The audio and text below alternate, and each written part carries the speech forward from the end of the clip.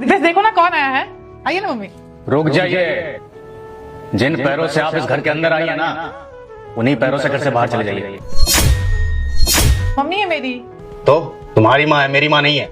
Mummy से ऐसे कौन बात करता हो? मेरी माँ भी तुम्हारी कुछ लगती है ना। कुछ नहीं लगती है तुम्हारी माँ मेरी। ये मेरा घर है और मेरे घर में बिना मेरी इजाजत के कोई अंदर दाखिल नहीं होगा। तो अपनी माँ से बोलो कि अभी इस वक्त इस घर से बाहर निकल जाए। जाइए। क्या बोल रहे हो? दिमाग खराब हो गया तुम्हारा? दिमाग ठिकाने पर आया है और आप शर्म नहीं आती है आपको? अरे थोड़ी सी भी शर्म बाकी है? तमाम इतनी बेइज्जती कर रहा है उसके बाद भी खड़ी होकर के सारी बातें सुन रही है मेरी। अरे माँ बाप अपने बेटी अगर का ना पानी तक नहीं पीते। और अपने आप को देखिए, जब जी मैं पहुंच जाती है आप यहाँ पे। अरे थोड़ी तो शर्म कीजिए माँ जी। क्या बोल रहे हो? तुम ठीक हो? और क्या अनाप शनाप बोले जा रहे हो?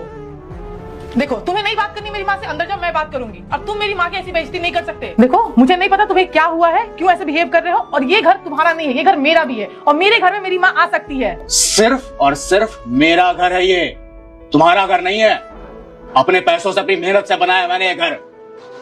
और तुम्हें अगर ज्यादा लाड आ रहा है, ज्यादा प्यार आ रहा है अपनी माँ पे, तो अपनी माँ के साथ तुम भी निकल सकते हो इस घर से। जाओ। ती बेटा, दामाद जी को क्या हो गया? आज बहुत गुस्से में है। अभी इसी वक्त तुम्हारी माँ इस घर से बाहर जाएगी और अगर तुम भी अपनी माँ के साथ इस घर से जाना चाहती हो तो शौक से जा सकती हो। मुझे किसी की जरूरत नहीं है। और ये रिश्ते की बात जो हम दोनों के बीच है, तो मैं वो रिश्ता अभी तोड़ता हूँ। कैसी बातें कर रहे हो? मेरे लिए तुम भी इम्पोर्टेंट है, मम्मी भी इम्पोर्टेंट है। मैं कैसे किसी एक को चुन सकती हूँ? तुम्हें चुनना पड़ेगा, या तो तुम्हारी माँ या फिर मैं। मेरी बात सुनो, हम बात करते हैं। रति, या तो तुम्हारी माँ या फिर मैं। दामाद जी, मैं ना आपसे हाथ जोड़ करके माफी मांगती हूँ। मेरी वजह से ना आप दोनों एक दूसरे से मत लड़ो। मैं यहाँ से चली जाऊंगी, 1 मिनट भी नहीं रुकूंगी यहाँ पर। लेकिन जाने से पहले मैं ये जानना चाहती हूँ कि मेरी गलती क्या है। गलती आपकी नहीं है माँ जी, और गलती आपकी इस प्यारी बेटी की है।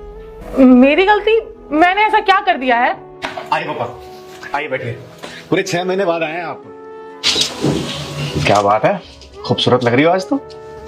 चलो कोई मिलने आया, तुम्हें मिलवा दिलाता हूँ। कौन आया है? गेस करो कौन आया होगा। बताओ कौन आया है?